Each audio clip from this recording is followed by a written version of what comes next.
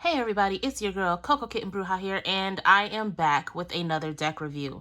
This particular deck review, I saw a dear friend of mine using it, and you guys know me. I'll see something, get a spark, and just say, you know what, I have to have the deck. This is the Urban Tarot, and it's by Robin Scott. I got it at Amazon. I want to say like 30 bucks. It may be cheaper, it may be a couple of bucks more. Don't hold me to it. Of course, the link is going to be in the description. But this particular deck, I actually sat on it for a while. It was in my cart, it was out of the cart, it was in my saves, it was out of my saves. It wasn't until I saw my friend using it that I decided to go ahead and buy it. And before I even open the box, I will go ahead and give my review on it. And then you guys let me know how you feel about it. This deck, the inspiration behind this deck was New York City, which unfortunately means it's kind of gentrified. I'm just gonna call it what it is. There is not enough diversity for me. And I feel like there could definitely be more. I still use this deck. I still feel connected to this deck. However, me as a black reader and as a black card deck creator, I definitely feel like there could have been more diversity in this deck. Now, with that being said, let's go ahead and check it out. 2-part box, meaning it's nice and sturdy. There are extra cards in the box, not necessarily pertaining to the deck. Excuse me, guys. But almost like a little guide, right? Because there's a lot of symbolism in this deck. There's a quick guide to what the symbols mean. As far as we all know that the minor arcana, they're all linked to different elements, right? So it breaks it down here, but it also gives a symbol to the major arcana called the infinite. And it just says an internal loop that folds back endlessly upon itself, used to represent the set of major arcana, which together represent the continual journey each of us are on. I like that. I'm not mad at it. And then this is another little card that just goes into the meaning behind the deck. Excuse me, guys. I'm a little under the weather, but I'm going to get through this. When we talk about the book, I'm not mad at the book. The book is nice, neat, is efficient. There's not any color or anything like that. It doesn't really need to be. This is a very straightforward, it's based off New York City. So we get into what we need to get to, right? So we have our introduction. Again, it goes into the guide over the symbols. This deck is Thoth. I always wonder if I'm saying that right. Thoth. It's based off Thoth Tarot. So you're going to have a difference in your Temperance card, and you're going to have a difference in your Judgments card, excuse me. So when we go into the book, there's no pictures. It just goes straight into the meanings. I like how this particular deck, there's quotes in here. There's a lot of personal ties into the meaning behind the cards. And then it also gives you information about the art. Like a lot of these cards are modeled after people. And it also talks about when the art was completed. So as I said before, which I thought this was super cute, the hangman is actually upside down. I thought that was adorable. It's the little things, right? So again, card 14, which is usually Temperance, is the art card. And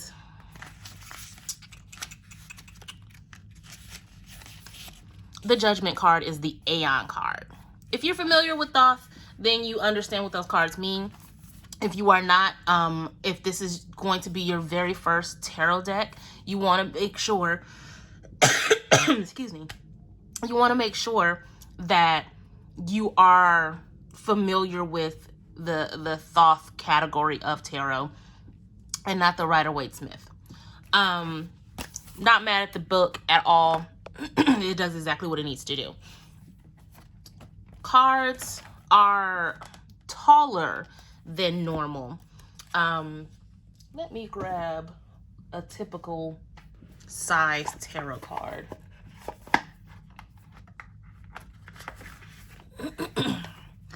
a typical size tarot card. I have medium size hands, average size hands, I guess you would say. So that's the size of the typical tarot. This one is a lot longer. It covers up my entire palm.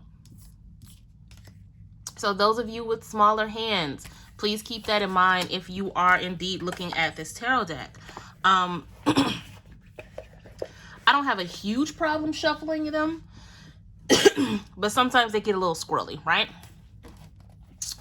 Now let's get into the images. Again, you're not going to see as much diversity as I would like to say that this deck is modeled after New York City. So you have your number, you have your symbol, and then it gives you an archetype at the bottom for this particular card, which I think is cool. For my beginners, I do not recommend this deck for a beginner deck, only because when you are beginning tarot, it's very easy to use the bottom card, like whatever identifiers are on the bottom of the card. It's easy to use that as a crutch.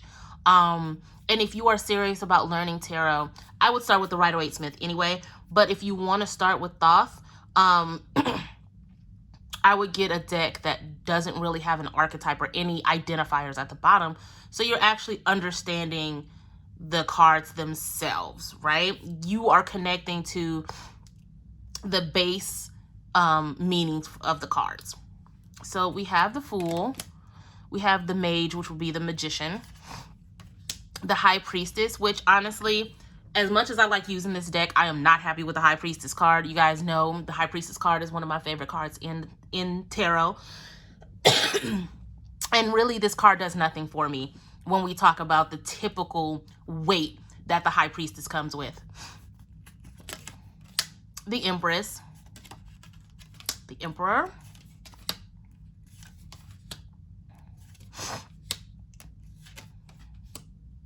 Justice card,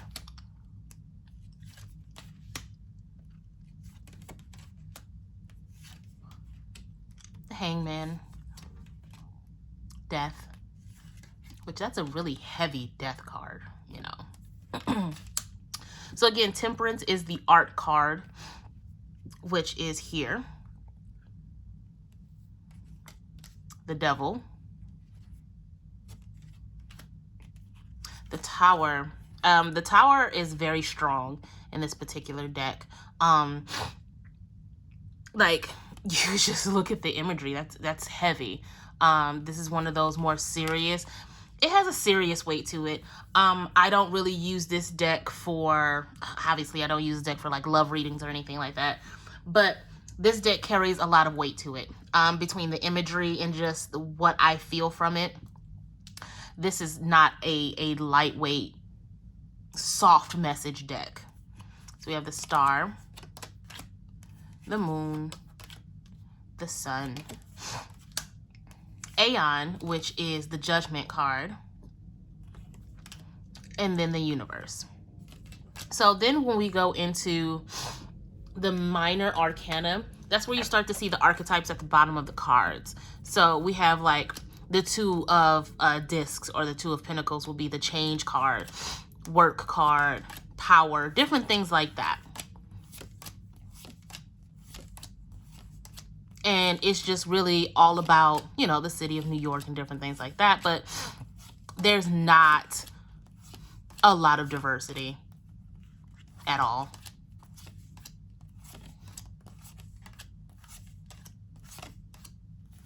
I do appreciate this kind of diversity, but I would like to see more people of color in this deck,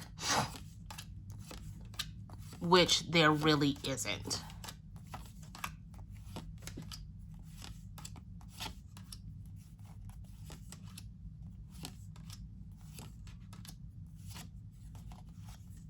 So when we talk about the court cards, that's when a lot of the archetypes come into play. Like when we have the Prince of Swords, we talk about the activist, the hacker, different things like that. I enjoy the deck for what it is. It's just, you guys know, I've gotten to the point where I have almost 200 decks. So diversity means a lot to me. I understand that we're still living in a time where asking for that kind of diversity is not going to be the standard. It's not going to be the norm for quite a while, but I am going to call it out when I see it, you know?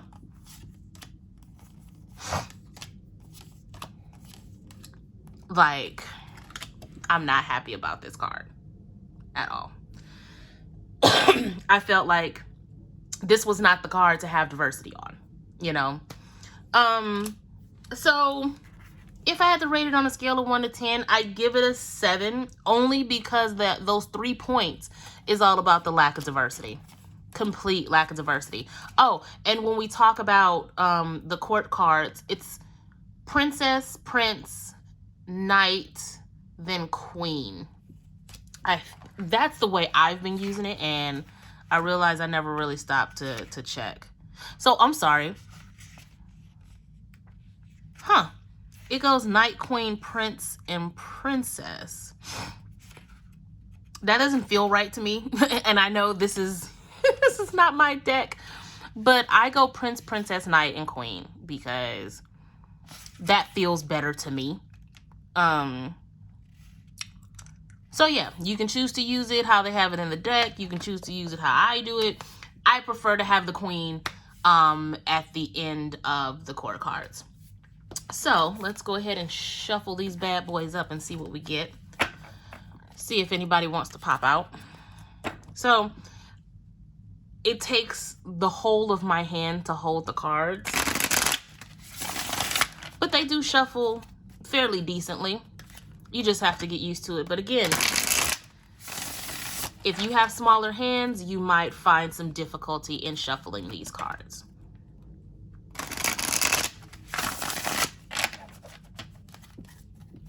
Now, the side shuffle gets a little difficult trying to keep your hand steady with all of them.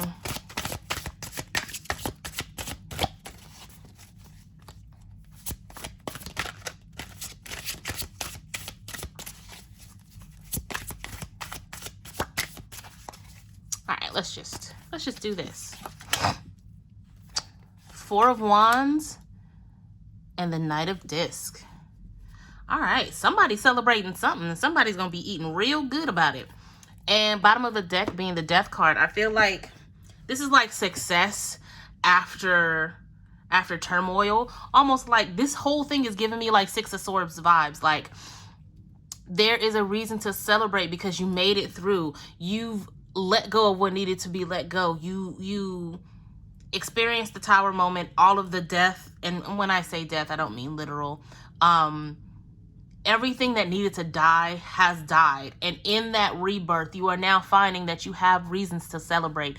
You have reasons to flourish and bloom and just be happy and eat good. Because goodness, there is...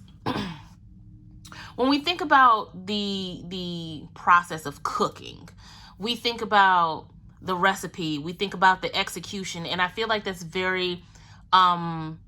appropriate for the Knight of Pentacles, of Discs, because the Knight of Pentacles is the slowing moving knight in tarot, the most calculating, the most practical. And I feel like because of that, when you mix that in with the 4 of Wands, you get